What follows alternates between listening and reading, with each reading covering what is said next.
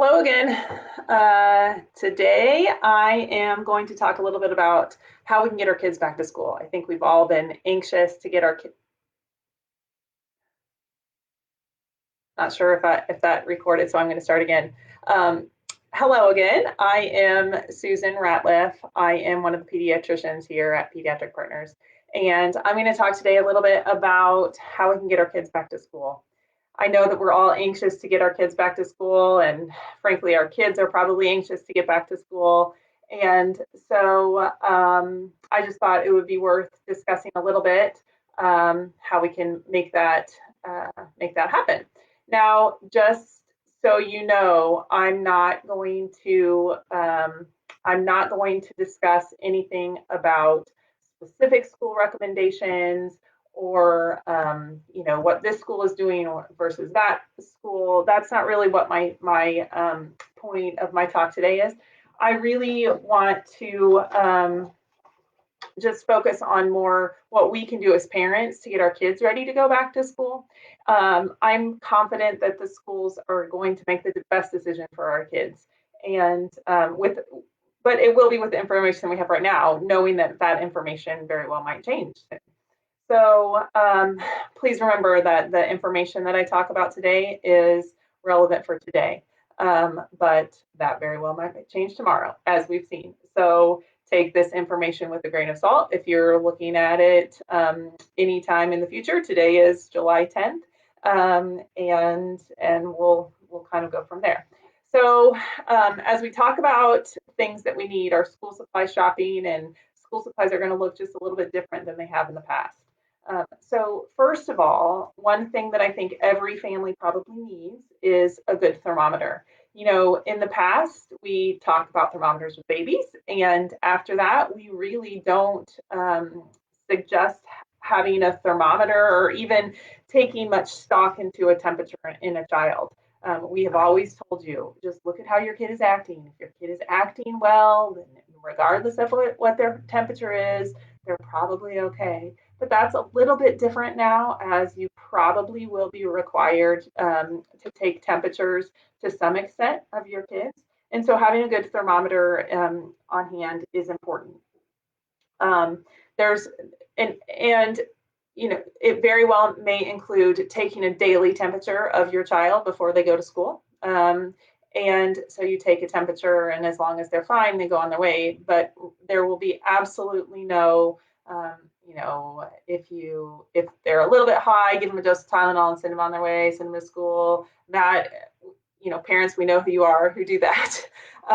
But we absolutely need to all work together to make sure that we are keeping our kids home. If they're sick, if their temperatures are a little bit elevated, we keep them home and watch them. And it may turn out to be nothing, but to err on the side of cautiousness, I think is really, really important in this situation. Schools very well may be more vigilant about taking temps of their students as well. So we may see that. But for us, I think that having a good thermometer at home is a good idea. Um, with that being said, I think that it's worth mentioning that everybody probably needs to have a good, reliable backup plan for if and when your child gets sick.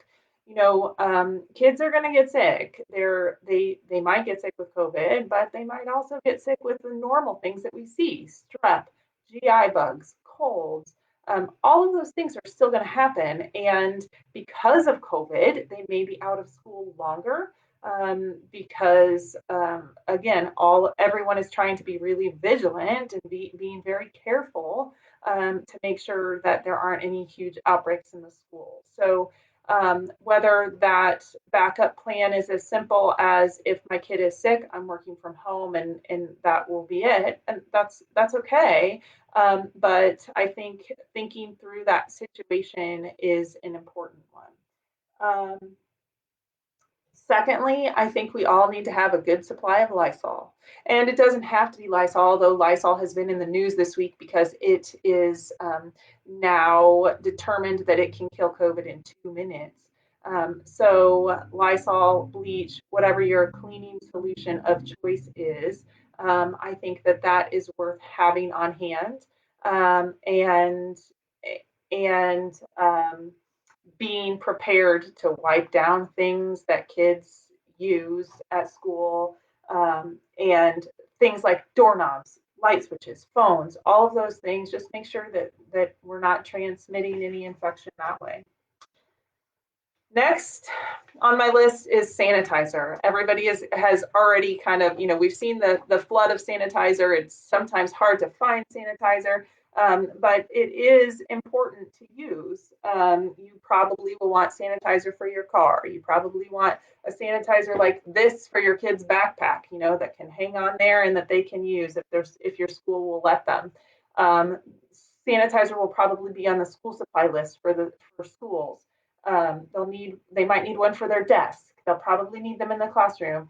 And so having sanitizer available is important.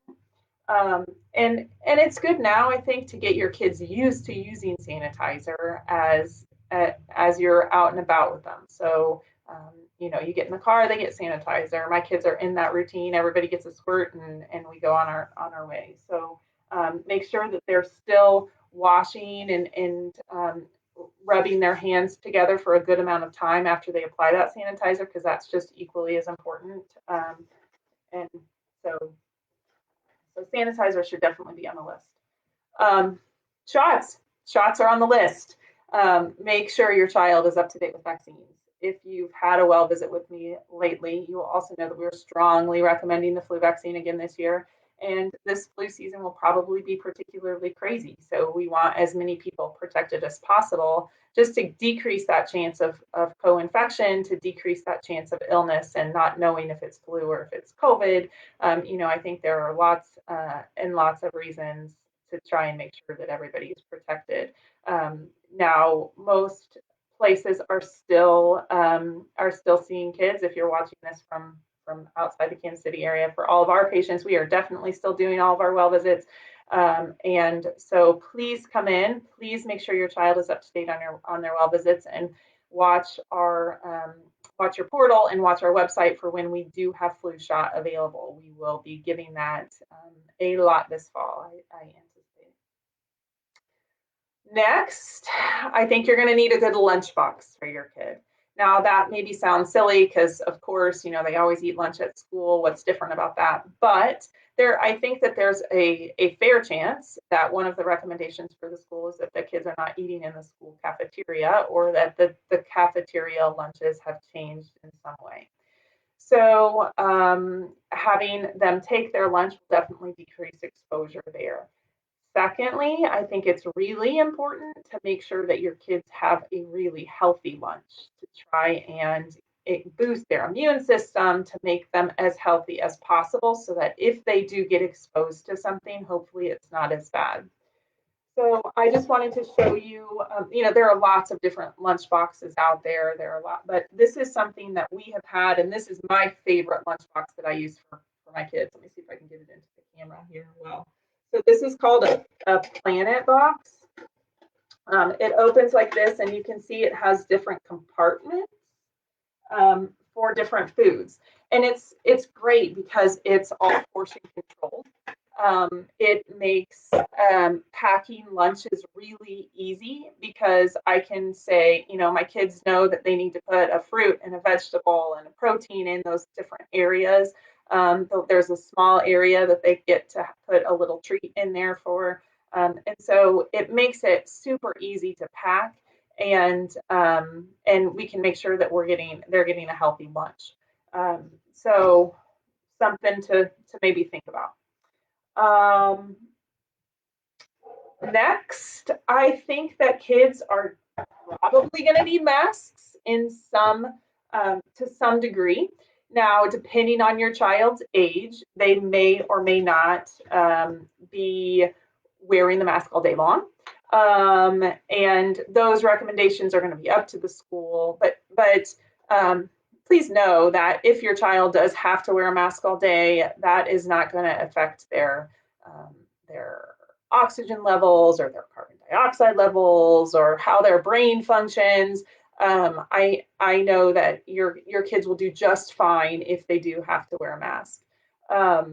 It does take some getting used to, though. So if your child has not worn a mask yet, then it's worth kind of practicing before they get to that point where they do have to wear a mask. And again, that may be at school, but that may be for 5 minutes as you walk into Costco. Although who takes 5 minutes in Costco? I don't know. But so a couple things for the little kids. Well, for all kids, practice really helps. I mean, I know even for me, as we've been wearing masks in our office since about March, and now it's just part of my routine. I just put it on. It doesn't really bother me. But in the beginning, it is annoying. And I know as some of you have come in to see me for well visits, you say, like, this is so annoying. How do you wear it all day? And, you get used to it. So just keep working on it. It will get better. For the really little kids, I think that well, masks with characters are good. So this is my son, one of my son's masks. You can see he's really into PJ masks right now. So we have a PJ mask, and he loves that. We also have a Spider-Man mask. So you can see Spider-Man is popular, and he thinks he's super cool whenever he wears Spider-Man right on his face. When you're choosing a mask for your kid, make sure that the mask covers both their nose and their chin. And so it doesn't really matter if the which style you get. You can find this one that's kind of like this folded mask that just opens up, or this one that is more of a a set pattern. Either one of those is fine as long as it covers both their nose and their chin. And then you don't really want it to gape on the sides. So when you're looking at sizing these appropriately, just make sure that you check to make sure. And you can see even on this one, I did have to take it in a little bit more because it was a little big for him. So I just took it in on the side, and so that made it fit on his face a little bit better. It also made it more comfortable for him. So for the older kids, I think that it's good for them to be able to pick their pattern if possible. So my 11-year-old picked this pattern because she thought it was cool. She also really likes whales, so we put whales on the inside. You can find any sort of mask that you want. I saw a kid in the office yesterday with a Roblox mask that they thought was really cool, and I didn't know it was Roblox, but I thought it was pretty cute. We also have one of these masks, which I think is a good option for kids that when they're taking it up and down. So if your kid is one that you don't know that they're going to wear it all day, or they're in a situation like at practice or something where they you don't want them to wear it the whole time, but if they're in a big group of people, you want them to have it. I think these are nice, these little buff type masks. One of my patients actually told me first about these, and I've looked into them a little bit more, and I think it's a great option, really. And so basically this just goes around their neck like a scarf, and then whenever they need their mask, they just pull it up. This particular one I just got on Amazon, but it has a filter in it. So you can see it has a filter. I'm not sure how much that filter does, but this fabric is super thin in the hope that it would maybe keep them a little bit cool. So I think that the filter probably doesn't hurt anything to have a little bit of extra protection there. I would think this would be a really good option for some of the younger kids, but also kids, even with sensory issues, it's really soft. It's not going to go over their ears. So that's just another option.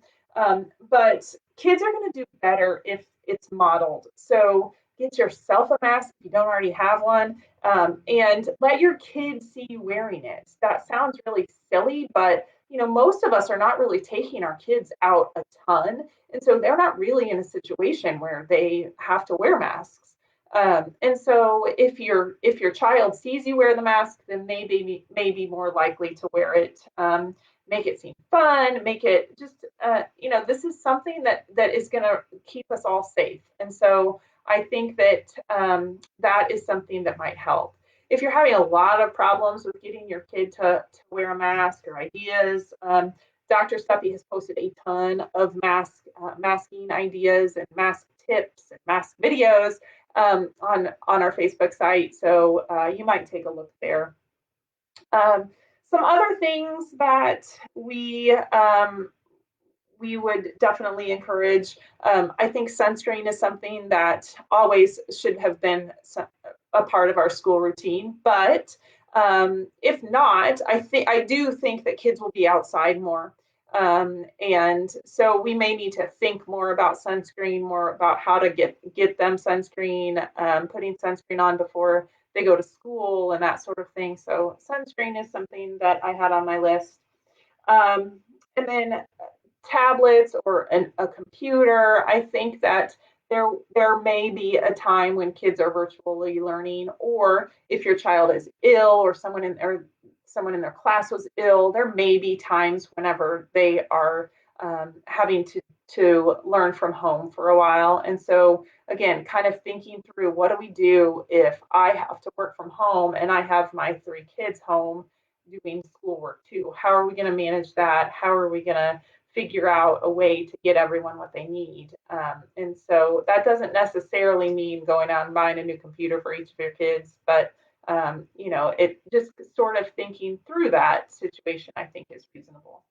Um, and then if they are learning from home, they'll need like, and I think we all kind of know this from last spring when our kids were at home, but they need a space, they need a routine, they need all of those things, and having that, they need the pencils and the paper and the crayons or scissors.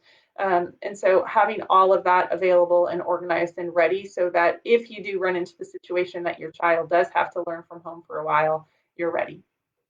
Um, and then lastly, as kids all go back to school, and sort of re-enter society a little bit with school opening, I think that it's worth mentioning just their mental health.